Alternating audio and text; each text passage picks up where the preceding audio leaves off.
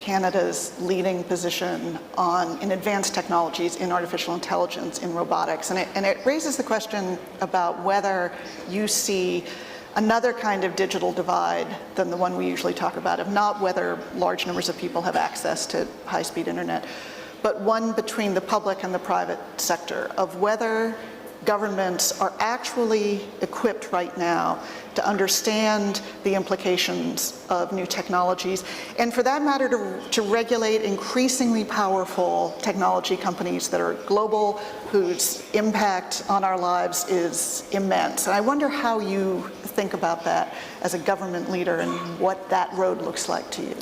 Well, I think, first of all, the shift we're undergoing in Canada. Traditionally when investors and companies and even countries around the world think of Canada, we think of what has been our strength in the past, which is natural resources. And we still have lots of natural resources and great commodities.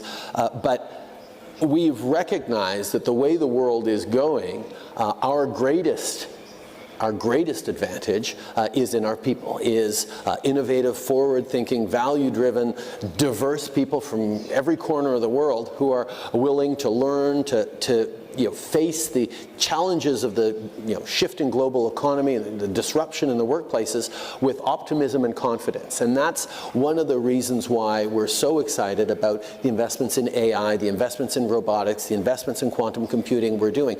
We know there's disruption coming with the fourth industrial revolution.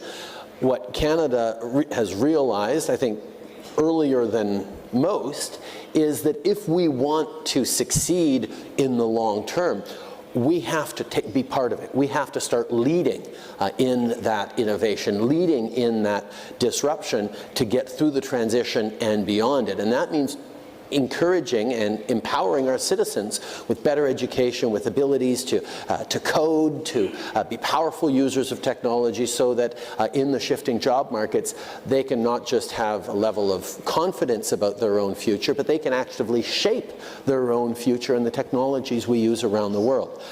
Governments obviously have a significant role in both setting the stage for that. We've made massive investments in research and innovation, in science, but we've also made massive investments in education and training and R&D, so that we can actually make sure that we're not leaving people behind. And that's part of the divide we're trying to look beyond. The other thing, and it comes up, this idea of government regulation. When we ask ourselves, as we see the pace of transformation on AI, for example, and the disruptive impact that's going to have in so many different areas of our not just our work life, but our home life as well, having a government and having a place that is seriously thinking about the impacts on communities, the impacts on different cultures, the impacts on citizens and privacy rights and human rights and all those things, is something that we fold in Canada to everything we do. So as we look at how we're creating and participating in the creation of the next wave of disruptive technologies, it's sort of a point of pride that Canada will be, private and public sector, part of that discussion that will shape so much important technology for the future. You've spoken a lot about the anxiety that workers feel, and there's all sorts of research about the sense of people feeling overwhelmed just by the pace of change that they are confronting. How much are you seeing the rise of either nationalist movements or isolationist or populist movements in Canada? How is that playing out in the face of these forces? We have a little bit of that, but for example, the one thing that, one of the things that we have that is extraordinarily valuable is a population that is positively inclined towards immigrants and refugees. And that comes from, and that's not sort of the government driving that, that's Canadians in their communities right across the country. People are welcoming Syrian refugees, knowing that being able to draw in great talent from around the world is going to create better opportunities and jobs for everyone in Canada. And as a government, being able to promote that and protect that with a strong and rigorous immigration system, bringing in things like our global skills strategy that means that if you're a company wanting to invest in Canada, you can bring in some of your top talent in 2 weeks, get a work permit in 2 weeks, because we know that that means you're going to be hiring up some of our great local engineers, the great graduates we have from our top universities, and creating good jobs for them, instead of what we have up until now, which is recognizing that the top universities in Silicon Valley, where they get most of the graduates from, are, for example, University of Waterloo. So we have a lot of great Canadian talent going elsewhere. Now, with the stability, with the approach, with the basket of solutions that we're creating in Canada that is bucking a little bit of the tides that are of concern to people who play in the globalization sandbox, there is a real interest in what Canada has to offer. And I think that's one of the reasons I'm so happy to be here and chatting with all of you, is to say that Canada is often overlooked, but I'll tell you, I was listing yesterday some of the countries that weren't, companies that weren't overlooking Canada. The big Amazons and Facebooks and Apples and Googles are all investing in Canada because there is a quality of work, of innovation, of solution, of quality of life for workers and citizens that is a very exciting place to be and an important driver of success in the global economy. I want to pick up on something that you said at Fortune's Most Powerful Women conference, where you said that one of the surprises in creating Canada's first ever cabinet that had complete gender parity was it has led to a better level of decision making than we ever could have imagined. So my question is, how do you know it's better? And how do you explain this? I think we've all been around a discussion table where you have a dozen people around the table and one person is different. Maybe there's one woman around the table, or one person who has a level of diversity that brings a different experience. And that one person with diversity has to speak for their entire group of diversity. The one woman on the panel is expected to talk for all women.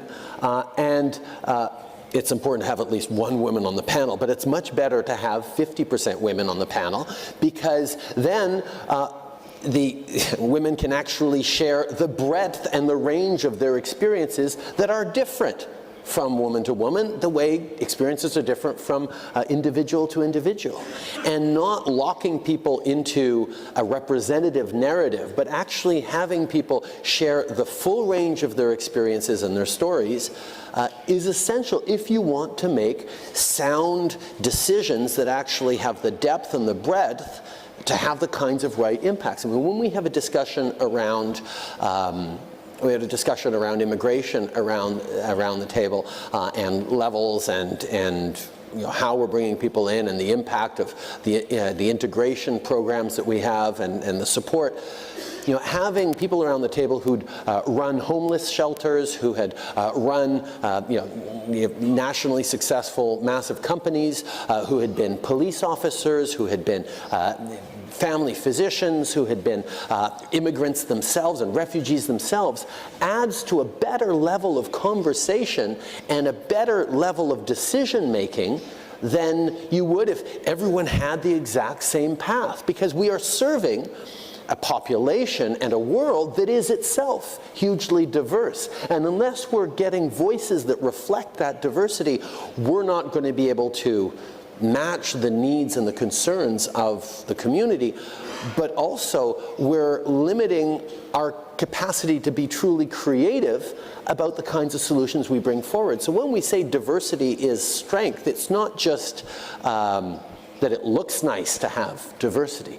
It's that bringing in those different voices fundamentally alters the conversation, and the first step of that is making sure that you're including women in your panels, in your boards, in your decision-making bodies, not just because it's the right thing to do, but because fundamentally it's the smart thing to do, and it has a significant and positive impact on the decisions. I mean, there's been lots of studies that have shown that when you get over 40% women on a corporate board, the profit margins go up, the resilience of the company goes up, the decision making is better. You get better outcomes when you get more perspectives in your decision-making group. Prime Minister Trudeau, thank you very much, and we will see you next year. Look forward to it very much. You're all not just invited, but expected. Thank you.